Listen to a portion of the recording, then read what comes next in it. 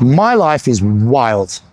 Literally lions, lemurs, a tapir that poos in a bucket, a puma only eats Tesco's finest. And before it all kicks off, there's Sophie, my girlfriend.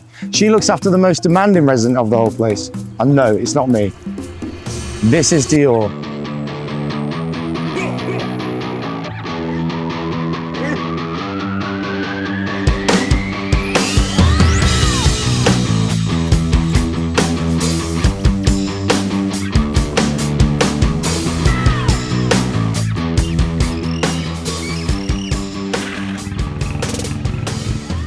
So the squirrel monkeys always eat before I do. Every morning, that is non-negotiable. They get boiled eggs, fruit, and a full serving of drama. I get cold toast and no peace. So here we've got our troop of squirrel monkeys. This one's Ronnie here. So Ronnie is our literal first animal I ever had. As you can see, he's got one arm. Reggie was his mate, which they both turned out to be girls. Basically, squirrel monkeys have got this sort of like fake penis. So they all look like boys until the balls drop. And then now they look like, and then they end up either being male or female. So we had Ronnie and Reggie. I got them many years ago. Reggie unfortunately died in childbirth, hence how we found out that they were girls.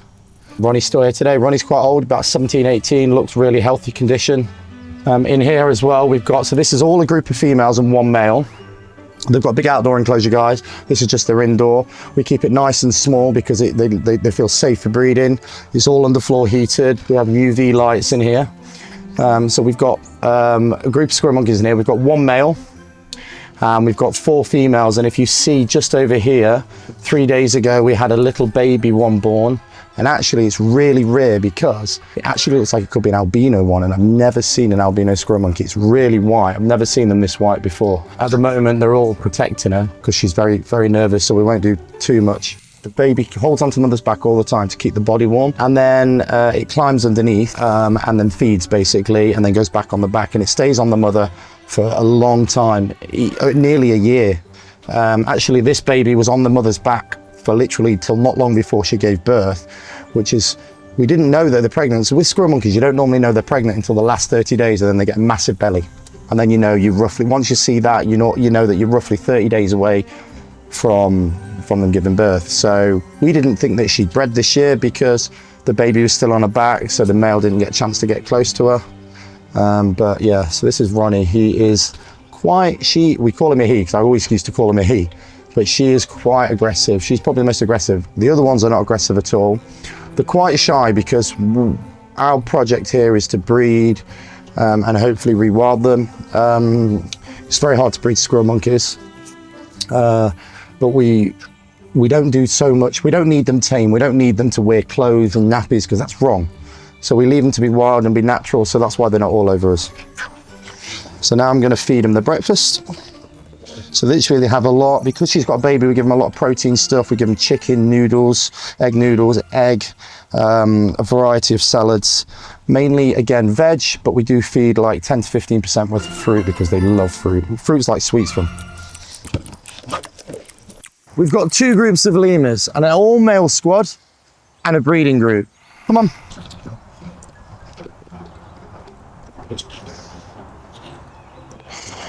We always try and pick the best spot, the best parts, don't you? They all want the bananas first, you see. Literally, like every single one of them got the banana. Yeah. So the lemurs, these lemurs came from a zoo that was just shrinking their collection. So we took them on. They didn't have any room for them anymore. They wanted to minimize the collection. It was slowly closing down, so we took them on. This is our mother. And she's based, and this is the father, and the rest of them are all the babies from this female. Okay. So they kind of have like a different variety of food, a lot of peppers, a lot of chopped up salads, tomatoes, and then they have like a small percentage of fruit, like 10 or 15% fruit. So this is Lemmy. So he's 2-year-old lemur. The mother literally has not rejected any babies we had, but she left him. And she left him for like She dropped him, she wouldn't pick him up. So we left him for a couple of hours, and then I literally came in, seen him on the floor on his own. I thought, right, that's it, I'm taking him. A lot of people said to me to put him down because if his mum's such a good mum with other lemurs, it'd be better to euthanize him because there's a reason that she's obviously not taking him. But there was no chance was I doing that. So I literally took him in, hand reared him, was feeding him through the night every hour, then every 2 hours, then every 3 hours towards like going on for months, 6-7 months, having him in a little pouch on my chest.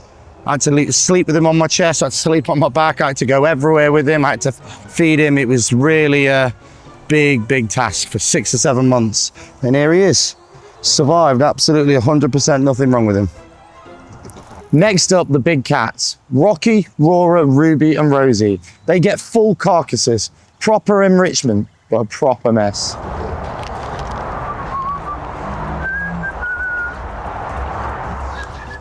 Time to feed the lions, so we're giving them a little starter before we give them the main course and we hide the main course up the trees so they have to hunt for it.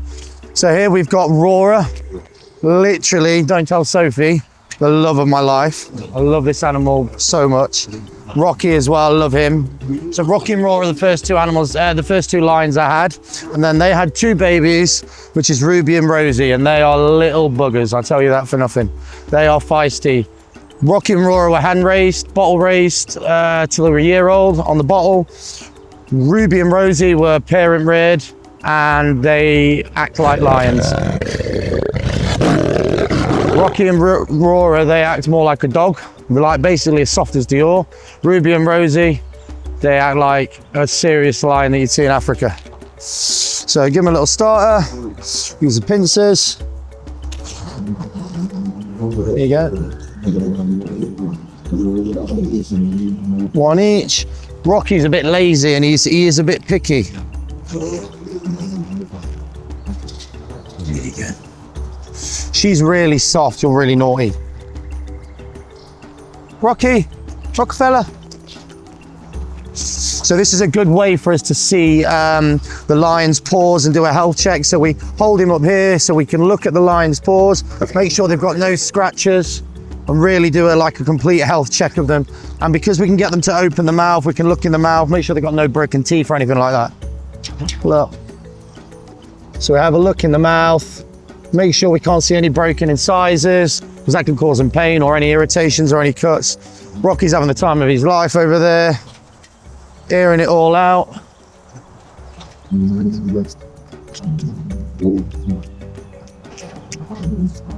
She really loves me, this lion. I love her so much. She's the best female in my life, but she doesn't answer back. She just eats you when she's had enough. So these aren't our carcass feeds, but we fed them already this week at their big feed. So we tend to feed them, we tend to do like a few starvation days in a week to replicate what they do in the wild. But we're gonna give them a little snack today. This is literally like a packet of sweets for us. They love chicken and it gets them enriching and climbing things. So we don't just feed it in the bowl again, we literally hide it and put it up trees for them to climb. So hopefully I won't fall off the ladder and I'll show you.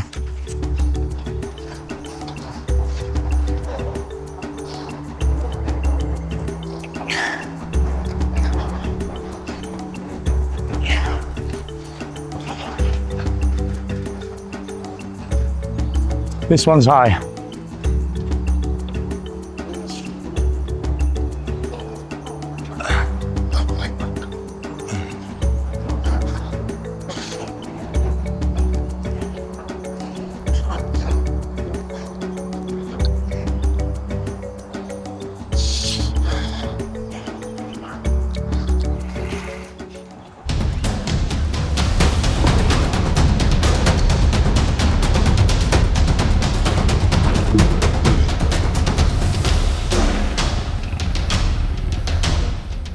So now it's time to feed Rogue. Rogue is our 6-year-old Canadian puma. We rescued him from another rescue centre that he was just literally dumped. He was part of the illegal pet trade and he was dumped. Rogie, come on. So Rogue was the first big cat I had. He came to us at 2 days old. I literally fed him, hand fed him, bottle fed him from 2 days old till he was about 6 months old. The only problem I had is I looked after him too well because Rogue only likes Tesco's finest chicken. So what we do, literally, we take the chicken out of its wrapper, put it into this tray, to the bin, and then we take this carcass feed. So as you can see, it's whole prey supplement, which is for the big cats. We literally just get a little bit in here, dice it over the chicken. It can just be spread over it easily, and now seasoned well, ready to feed to the puma. So now we've got the chicken. Now what we're going to do is going to go and hide it, put it on one of these stumps, in his tree stumps in his enclosure, so he has to hunt and find it, climb the tree stump and eat it. That just gives it more natural enrichment as opposed to putting it in a dog bowl and letting them eat it, because these are wild animals, so we need to keep and replicate their natural hunting skills as much as we possibly can. So we can't feed them live food, so we literally hide the food and make them climb and hunt for it as best as possible. So now the puma's locked away, Rogue's locked away. There's 2 doors between me and him. So we can now go and hide this chicken, and then he can come out and hunt for it. So we climb up here and literally tie the chicken on there. So now he has to pull it now, climb up and try and pull the chicken off. Whew. We got 4 penguins, 2 breeding pairs. They live literally like VIPs. So it's time to feed the penguins now. These are my 4 little Humboldt penguins. They're proper characters.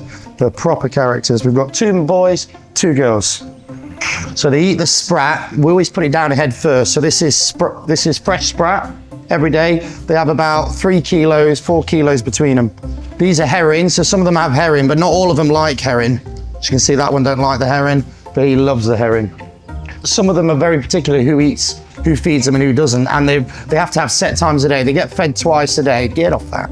So we hand feed them all, and we give them a supplement.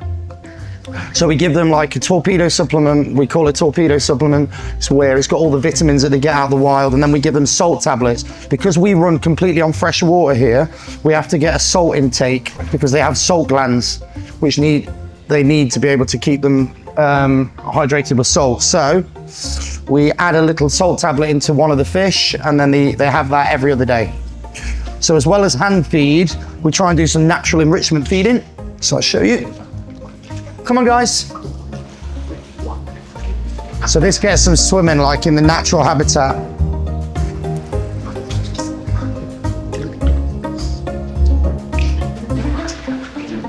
Yeah, so now we're on the way this morning to feed the capybara and the tapir. They used to be together, but he's a bit angry, the capybara, so we had to move him to start attacking the tapir. So feed the capybara and then go straight to the tapir. So he's called Cappy. This is Cappy, our capybara. He's a South American rodent. He's the biggest rodent in the world. We imported her from the Czech Republic. It's just a place that was closed down. She had nowhere to go, so we imported her. We actually imported 2 capybaras, but one of them sadly passed of old age. So it's just Cappy now. She's about 3 years old, and she is very, very, very boisterous with other animals. So trying to pair her up with another capybara is quite hard because they're quite territorial animals, especially when it comes to food. So it does take a little bit of planning and a little bit of preparation to be able to do that. So, but the plan is to get another capybara, to breed them and hopefully rewild them, put them back into the wild. Everything loves bananas because it's so sweet. So we only give a varied diet from bananas. Peel back the banana for him. Although they do eat the skin, but he does like his banana being peeled back for him, don't you? He's got massive incisors. His front teeth are like huge. They can really do a lot of damage. Hopefully we can get a new girlfriend for him. So if there's any takers out there, Cappy is single. This is Ted. He's our 4-year-old male tapir. He is very friendly. He's probably the most friendliest, loving, natured animal on here. But don't get mistaken. He is actually a category 1 species. So category 1 species are like lions, tigers, leopards. He is extremely dangerous, so don't be fooled. He weighs 250 kilo. He eats about 30 kilo of veg a day, and he can charge like a rhino. He's related to the horses and the rhino, so even though he looks soft and he looks lovely, he actually can charge, and he's got really, really big teeth. So if he bites you, it will really hurt. But generally, he's a lovely lad, aren't you? We rescued Ted from a zoo in Germany, not because of the neglect from the people, because but because he was getting neglected by his own parents, they were attacking him, they were biting his ears, they were chewing his ears, as you can see here. He's got some white scarring around it and little chunks out of his ears. It's quite common in animals for them to do that, but he was getting a bit bullied. So he is a South American tapir. He's called a lowland tapir. He's Brazilian. He's an endangered species here. Ted's alone, he lives alone here. They're actually solitary animals in the wild, so don't worry that he's lonely, but he does like company, so we spend a lot of time together here with him. He used to be with the capybara, but the capybara is quite territorial and aggressive and started attacking him, so we had to split them up for Ted's safety. Even though Ted's 5 times the size of him, we still had to make sure that Ted didn't get any more cuts and bruises, because he's just a big soft lad and the capybara is a bit of a bully to him.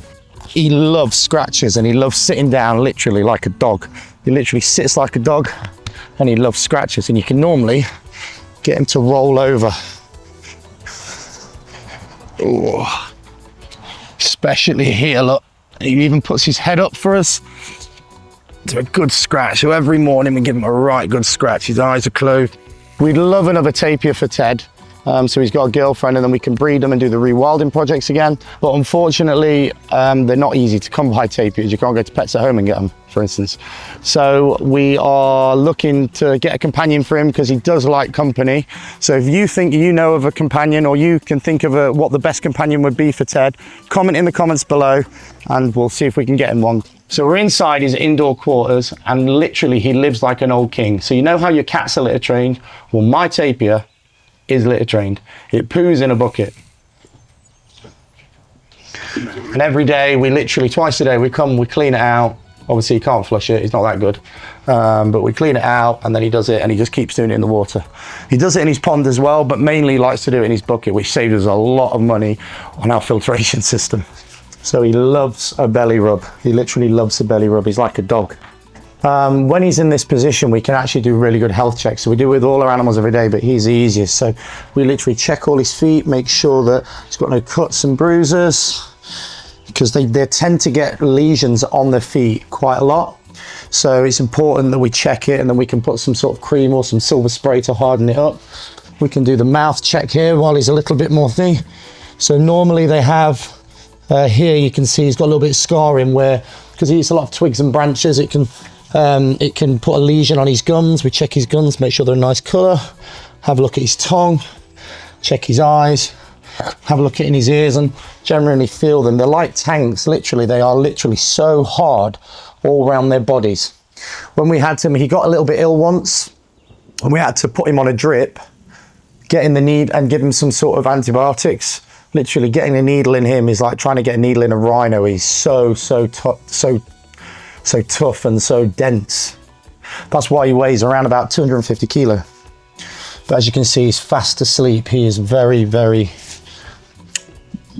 very, very relaxed. So after a hard day's work, I come here, have a little bit of a relax and a bit of downtime with Ted, and we just literally chill here. Sometimes I do my work on my iPad.